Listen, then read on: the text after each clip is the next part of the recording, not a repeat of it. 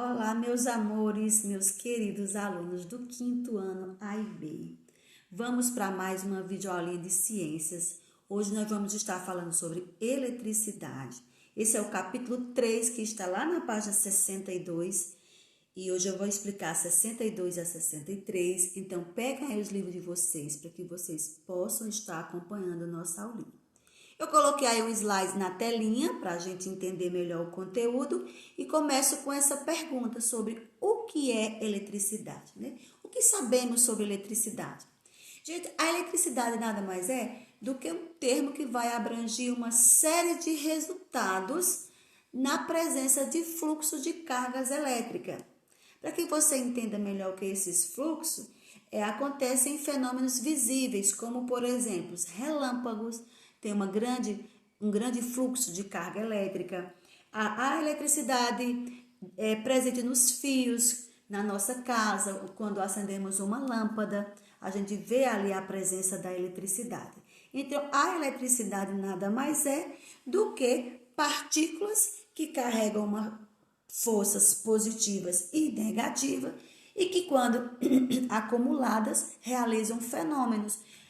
No caso da energia elétrica, faz aparelhos funcionarem, faz a TV ligar, a geladeira pegar. No caso dos fenômenos naturais, como os relâmpagos e os raios, a gente vê aquele clarão no céu e ali tem uma carga de eletricidade grande e visível. Então, toda a matéria ela é formada por essas partículas minúsculas. Elas são muito pequenas, por isso a gente não vê a olho nu. Essas partículas têm cargas elétricas que podem ser positivas e negativas. Na maioria das vezes, essas partículas estão em mesma quantidade. Então, todos os corpos vão ter essa partícula positiva e negativa de eletricidade. Isso, como elas são na mesma proporção, não percebemos a eletricidade presente naquele corpo. Eu vou colocar aqui a próxima imagem para que vocês possam ver. Eu tenho aí um casaquinho, tá bom? Vocês conseguem ver direitinho. E os balões, eles estão eletrizados com uma grande presença de cargas positivas e cargas negativas, né? Então, por estarem com a mesma proporção, é difícil você perceber a eletricidade presente nesse corpo. A gente só vai conseguir perceber a eletricidade presente no corpo quando essas partículas estão em quantidades diferentes, tá bom? A eletricidade fica evidente apenas quando há diferença entre a quantidade de cargas elétricas positiva e negativa. Foi observando esse fato que o ser humano criou a energia elétrica, tá? Ele percebeu que se as cargas positivas e negativas fossem diferentes, ou seja, não estivessem na mesma proporção, poderia criar a energia elétrica. Então, o conjunto de fenômenos naturais que envolve a existência de cargas elétricas estacionárias ou em movimento, a gente chama isso aí de eletricidade, ela possui partículas que podem ser positivas e negativas. Todos os corpos têm uma quantidade de eletricidade. Não conseguimos perceber por quê? Porque as partículas positivas e negativas são proporcionais, ou seja, está na mesma quantidade. Só vamos perceber a eletricidade de um corpo quando essas partículas estiverem desiguais, tá bom? Ou seja, em quantidades diferentes. Foi esse princípio aí, observando esse princípio, que fez com que o ser humano criasse a energia elétrica. Então, entendido isso direitinho, vamos entender agora por que alguns materiais ficam eletrizados. Gente, alguns materiais, quando sofrem atrito, quando eu falo sofrer atrito, é você encostar um no outro, fazer assim, um aquecimento. Então, quando eles sofrem esses atritos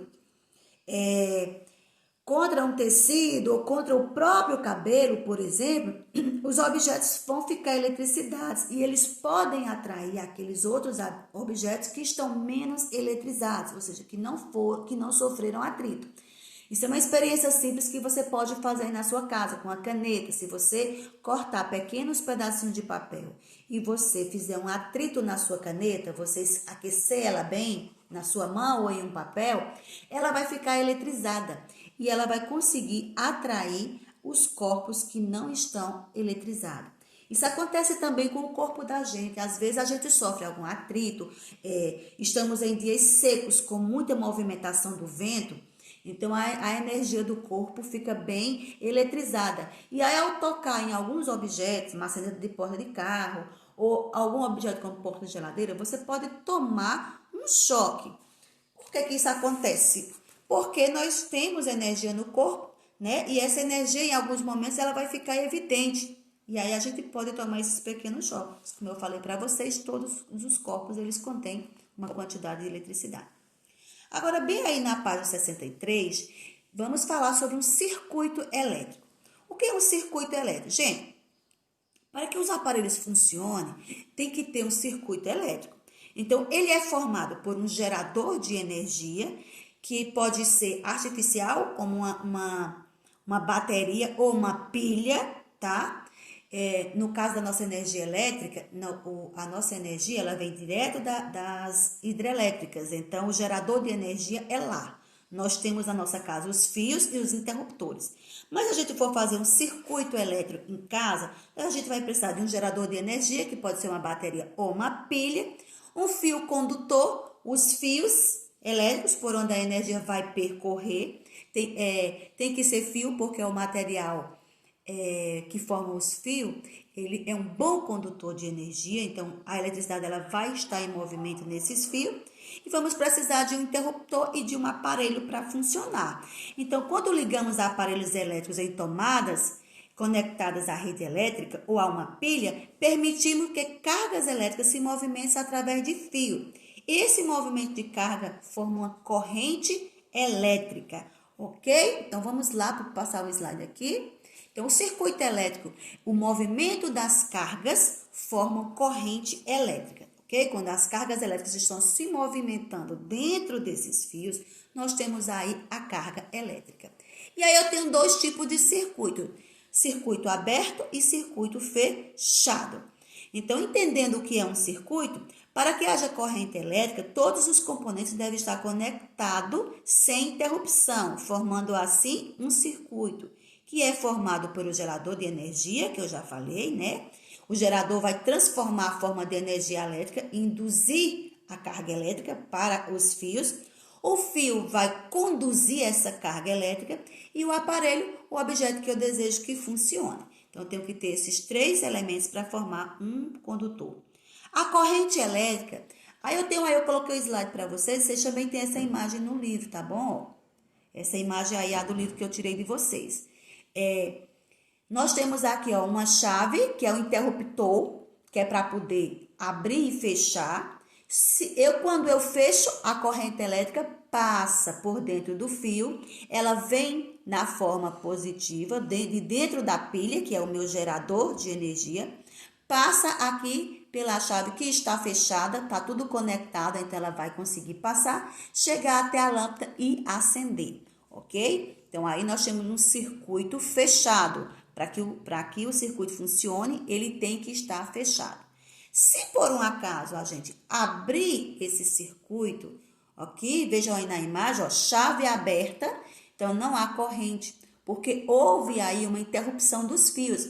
Então, ela vai chegar até uma determinada parte, mas como a chave está aberta, ela não passa. Se ela não passa, a lâmpada não acende, porque para a lâmpada acender vai precisar da corrente elétrica. A energia é a força que vai fazer isso aí acender, tá? Isso funciona também, é assim que funcionam os interruptores de lâmpada da nossa casa. Então, quando você toca no interruptor, ele fecha, a corrente elétrica passa. Quando você quer apagar, você vai tocar novamente para que ele abra e a corrente elétrica deixe de passar. Tá bom? São assim que são formados os circuitos elétricos, tá bom? Para poder conduzir eletricidade até um determinado aparelho e ele possa funcionar. Geralmente, os circuitos elétricos são feitos grandes. Um circuito grande seria o circuito elétrico que fornece energia nas nossas casas, tá bom, gente? Para a iluminação da sua casa. Então, você pode perceber que vai ter um interruptor na sua casa, onde vai abrir e fechar a energia. Então, se a gente quer consertar alguma coisa, vai lá, fecha, abre o interruptor, né, para a eletricidade não passar, e aí conserta. Depois, quando fecha, a corrente volta a passar. Então, corrente elétrica só percorre em circuito se ele estiver todo conectado e fechado, tá bom? Se há uma interrupção por algum ponto do circuito, se por um acaso o fio quebrar, também não vai acontecer da corrente elétrica passar, tá bom? Se for desconectado da pilha, também não vai passar. Se houver interrupção, não passa. Então, geralmente, a gente já faz um circuito com interruptor para poder abrirmos e fecharmos. Se quisermos que ele funcione, fecha. A eletricidade percorre. Se a gente quiser que ele pare, a gente abre a eletricidade e deixa de passar. Tem esse esquema aí na tela, também tem esse esquema no livro de vocês, para que vocês acompanharem. Hoje eu vou falar só sobre eletricidade e circuito elétrico. E vocês vão fazer agora a atividade da página 64.